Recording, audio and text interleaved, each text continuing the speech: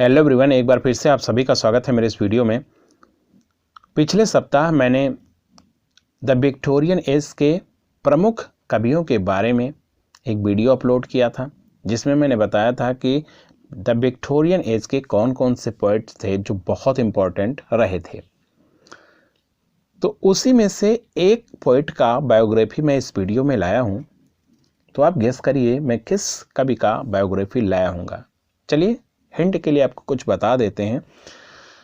जिस पोएट का मैं बायोग्राफी लाया हूं वो आपके यूपी पीजीटी के सिलेबस में है। तो आप गेस लगाइए। Yes, you are right. मैं इस वीडियो में अल्फ्रेड लॉर्ड टेनिसन की बायोग्राफी लाया हूं और अल्फ्रेड लॉर्ड टेनिसन आपके यूपी पीजीटी के सिलेबस में है। तो इस तरह से ये वीडियो यूपी पीजीटी के लिए, एनटीए नेट जेआरएफ के लिए, किसी राज्य में टीजीटी के लिए और एलटी के लिए भी इम्पोर्टेंट है।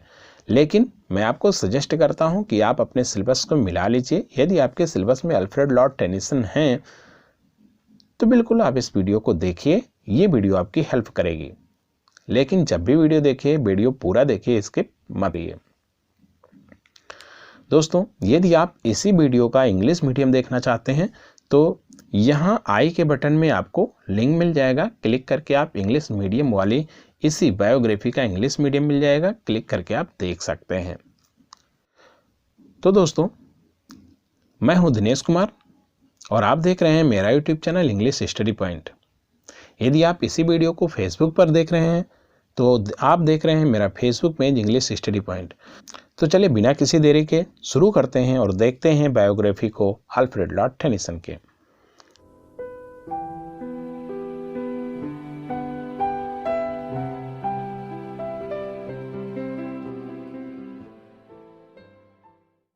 तो दोस्तों, हम आ चुके हैं अल्फ्रेड लॉर्ड टेनिसन की बायोग्राफी लेकर के।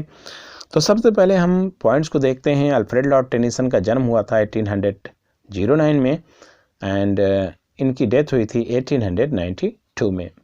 Note these points. तो दोस्तों, मैं आपको सजेस्ट करता हूं, यदि आप नोट बनाना चाहते हैं तो आप पेन और पेपर ले लीजिए, वीडियो को पॉज करके बीच में आप नोट बनाते रहिए। लेकिन यदि आप नोट बनाना नहीं चाहते हैं तो आप वीडियो को 5 बार जरूर देखें। ये आप 2 दिन 4 दिन की गैपिंग पर भी देख सकते हैं, तो सारे पॉइंट्स याद हो जाएंगे। तो चलिए फटाफट देखते हैं इनके पहले पॉइंट को। पहला पॉइंट मैंने बनाया है इनके बर्थ का। इस पॉइंट में हम इनके जन्म के बारे में जानकारी प्राप्त करेंगे। तो आपको बता दें कि इनका जन्म हुआ था अगस्त 6 को 1809 ईस्वी में, यानी he was born on August 6 in 1809. And what was the place of his birth? The place was Somersby, Lincolnshire, England. England was the country and the date was August 6, 1809. Next point is of his father. Alfred Lord Tennyson's father name was George Clayton Tennyson and he was a clergyman. Next point is of mother.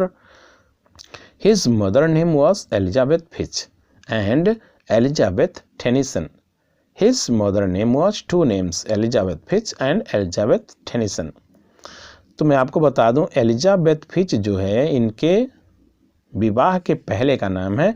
तो इनकी जो family थी उसमें से ये surname लगा हुआ था, लेकिन जब इनकी शादी टेनिसन के साथ हो जाती है तो ये फैमिली नेम जो है, सरनेम है, ये चेंज हो जाता है। तो फिच की जगह पर आप लगाने लगे टेनिसन को। तो इस तरह से मैरिज के बाद इनका नाम हो गया एलिजाबेथ टेनिसन, जो कि इनके विवाह से पहले इनका नाम था Elizabeth Fitch.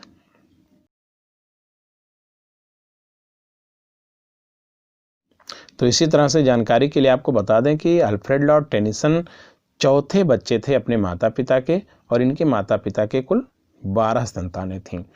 In this way you can say his parents had 12 children. Alfred Lord Tennyson was 4th children. अगला पॉइंट है एजुकेशन का। इसमें हम देखेंगे कि अल्फ्रेड लॉर्ड टेनिसन ने अपने अर्ली एज में एजुकेशन कहाँ से प्राप्त किया था? तो अल्फ्रेड लॉर्ड टेनिसन का early educational life Louth grammar school से रिलेटेड था। इसके बाद का एजुकेशन ये ट्रिनिटी कॉलेज जो कि कैम्ब्रिज यूनिवर्सिटी के अंतर्गत आता है वहाँ से प्राप्त किए। अब चलिए हम देखते हैं कि लथ ग्रामर स्कूल पर ये कब से कब तक रहे थे। तो ये 1816 से 1820 ईस्वी तक लथ ग्रामर स्कूल में स्पेंड किए थे। तो यहाँ पर आप देख रहे हैं 1816 to 1820। After that he join Trinity College. Trinity College comes under the University of Cambridge and he admitted there in 1827। इसके बाद अगला जो पॉइंट है वो है फ्रेंड का। ये बहुत ही इंपॉर्टेंट पॉइंट है, इसमें परीक्षा से बहुत ढेर सारे क्वेश्चंस बनते हैं और आते भी हैं, तो इस पॉइंट को आप बहुत ध्यान से समझ लीजिए। सबसे पहले यहाँ फ्रेंड की बात हो रही है, तो अल्फ्रेड लॉर्ड टेनिसन के फ्रेंड का क्या नाम था? इनके फ्रेंड का नाम था आर्थर हैलम। ये जब ट्रिनिटी कॉलेज कैम्ब्रिज में पढ़ रहे थे तो वहीं पर इनकी फ्रेंडशिप हो गई थी और एक दूसरे के बहुत ही फास्ट फ्रेंड कह सकते हो, बहुत ही क्लोज फ्रेंड थे ये एक दूसरे के। ठीक है, वहाँ पर जब ये ट्रिनिटी कॉलेज में थे तो ये एक ग्रुप द एपोस्टल्स के मेंबर हुआ करते थे। दोनों पार्ट थे इस एफासल्स ग्रुप के। अब एफासल जो ग्रुप है ये क्या रोल अदा करता है अल्फ्रेड लॉर्ड टेनिसन की लाइफ में?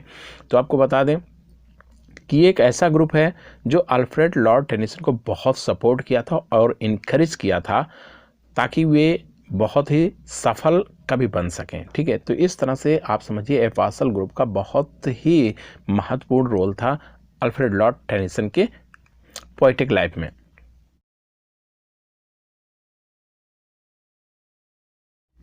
आर्थर हैलम इनके सबसे क्लोज फ्रेंड थे। मैंने आपको बताया कि ये सिर्फ और सिर्फ फ्रेंड ही नहीं थे बल्कि इनके रिलेशन में थे। इनके रिलेशन में कैसे थे ये मैं आपको आगे बताऊंगा। अब यहाँ देखिए ब्रदर इनला लिखा हुआ है। ब्रदर इनला यानी अल्फ्रेड लॉर्ड टेनिसन के ब्रदर इनला थे आर्थर हैलम। इमली टेनिसन, इसकी शादी आर्थर हैलम से हुई थी। तो इस तरह से आप समझ सकते हैं दोनों एक दूसरे के ब्रदर इनला हुए, आर्थर हैलम और अल्फ्रेड लॉर्ड टेनिसन। ठीक है, ये इंगेज्ड हो गए थे इमली टेनिसन के साथ।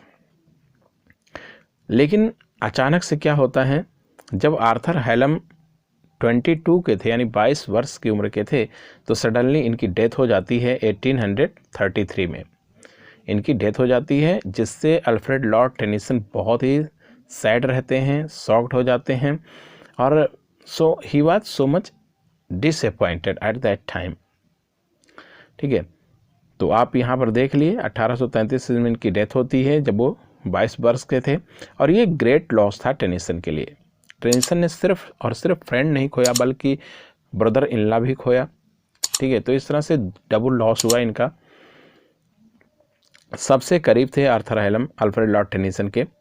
तो इनकी याद में in his memory Tennyson wrote his elegy In Memoriam. तो आप देख रहे हैं यहाँ पर एक पोएम है इन मेमोरियम, बहुत ही फेमस पोएम है अल्फ्रेड लॉर्ड टेनिसन का। यानी पूरी लाइफ ही बदल करके रख दी इस पोएम ने। ठीक है, तो आप इस पर अभी फोकस करिए इन मेमोरियम जो कि पब्लिश हुआ 1850 ईस्वी में। ठीक है, अब इसका जेनर हम देख लेते हैं कि इन मेमोरियम का जेनर क्या है। तो इन मेमोरियम का जेनर है एलिजी, यानी ये एक एलिजी है। एलिजी मीन्स बिलाप गीत, शोक गीत होता है। तो इसमें शोक कर रहे हैं, बिलाप कर रहे हैं, अपने अंदर की जो वेदना है, जो कष्ट है उसको निकाल रहे हैं इस पोएम के माध्यम से और याद कर रहे हैं अपने फ्रेंड आर्थर हैलम को। कौन याद कर रहे हैं? टेनिसन याद कर रहे हैं। ठीक है, अब यहाँ पर दो राय हैं, दो तरह के लोग हैं। कुछ विद्वान मानते हैं कि टेनिसन ने डिसाइड कर लिया था कि वो अगले 10 साल तक अपने किसी लेख को पब्लिश नहीं करवाएंगे। रीज़न बताया गया कि वो आर्थर हैलम के डेथ से बहुत ज़्यादा डिसअपॉइंटेड थे और बहुत ज़्यादा सैड थे, इस वजह से वो ऐसा डिसीजन लिए। लेकिन वहीं दूसरा जो ग्रुप है स्कॉलर्स का, वो मानते हैं कि इनकी जो सेकंड वॉल्यूम ऑफ पोएट्री थी वो बहुत ही हैवी क्रिटिसिज्म प्राप्त की थी। यानी कह सकते हो कि बहुत ही ज़्यादा आलोचना हुई थी इनके सेकंड कलेक्शन ऑफ पोएट्री की। तो जिससे ये बहुत ज़्यादा निराश हो गए थे, डिसअपॉइंटेड हो गए थे और उसी निराशा में ये डिसीजन ले लेते हैं कि वो अगले 10 साल तक कुछ भी प्रकाशित नहीं करवाएंगे। ठीक है, तो ये दो तरह से आपने देखा कि दो राय सोसाइटी में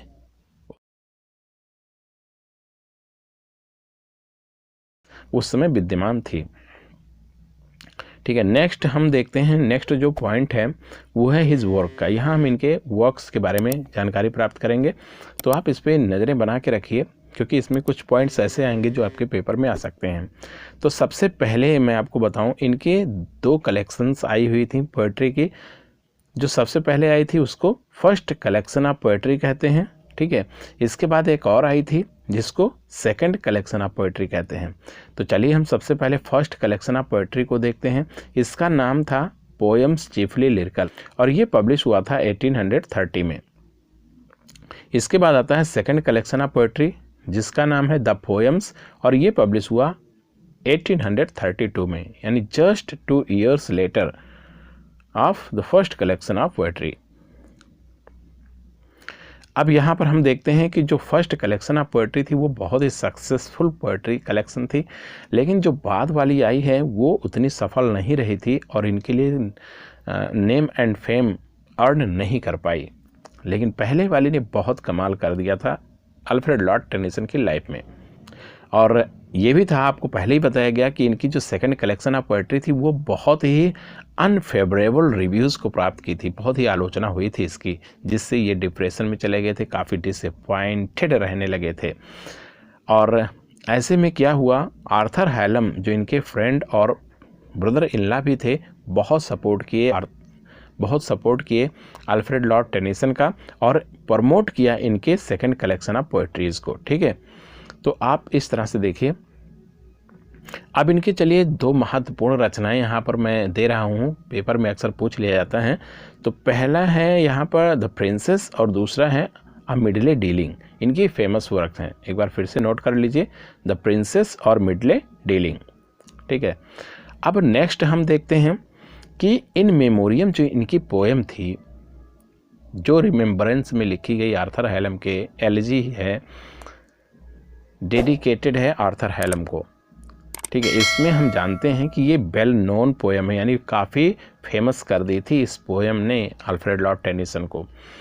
और ये इतनी फेमस हुई कि क्वीन विक्टोरिया जो उस समय की क्वीन थी वो काफ़ी इम्प्रेस्ड हुई इससे, इतनी इम्प्रेस्ड हुई कि इनका नाम उस लिस्ट में डाल दिया गया जो पोइट लॉरेट, जो भाभी पोइट लॉरेट की लिस्ट थी। उसमें जितने लोग थे उसमें से कोई भी पोइट लॉरेट हो सकता था इंग्लैंड का, तो उस लिस्ट में इनका नाम इंक्लूड किया गया। ऐसा इम्प्रेशन था इन मेमोरियम का। अब इनको पोइट लॉरेट तो बनाया गया, फाइनली बनाया गया क्वीन विक्टोरिया के द्वारा, और बनाया कब गया, विलियम वर्ड्सवर्थ की डेथ के बाद, क्योंकि वो already poet laureate of England थे। लेकिन जब उनकी डेथ हो जाती है तो वो सीट वैकेंट हो जाती है, वहाँ पर फिर से नॉमिनेट किया जाता है लोगों को और उसमें से सिलेक्शन होता है और finally Alfred Lord Tennyson was successful to assume that post. अब यहाँ पर हम इनके कुछ अदर वर्क्स की जानकारी ले लेते हैं। यहाँ पर मैं 5 वर्क्स लाया हूँ जो बहुत इंपॉर्टेंट है।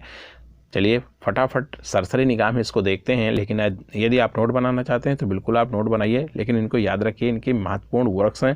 पहला है मड एंड अदर पोएम्स, दूसरा है the idols of the king, and the third is queen मेरी, fourth is Harold and fifth is baked. तो ये आपके बहुत ही महत्वपूर्ण रचनाएं हैं अल्फ्रेड लॉर्ड टेनिसन की, जरूर नोट करिए इसको। तो दोस्तों इस वीडियो में इतना ही, क्योंकि ये वीडियो काफ़ी लंबी हो जा रही है। मैं चाहता हूँ कि वीडियो लंबी ना हो, आपको बोरियत भी फील ना हो, तो इसलिए मैं इस वीडियो को यहीं समाप्त कर रहा हूँ। अभी इसमें बहुत से पॉइंट्स आने बाकी हैं, तो जो पॉइंट्स रह गए हैं उनको मैं सेकंड वीडियो में कवर करूँगा। तो यदि आप इस चैनल पर नए हैं, अभी तक चैनल को सब्सक्राइब नहीं किया है आपने, तो चैनल को सब्सक्राइब कर लीजिए ताकि नई अपलोड होने वाली वीडियोस का नोटिफिकेशन आपको तुरंत मिले। और यदि आपको लगता है कि ये वीडियो आपकी हेल्प कर रही है, हेल्पफुल वीडियो है, तो वीडियो को लाइक करना ना भूलें। साथ ही साथ अपने दोस्तों में भी इसको शेयर करिए, कमेंट करिए और मुझे मोटिवेट करिए। तो इस वीडियो में इतना ही, मिलते हैं नेक्स्ट वीडियो में नई जोश नई ऊर्जा के साथ। तब तक के लिए बाय बाय।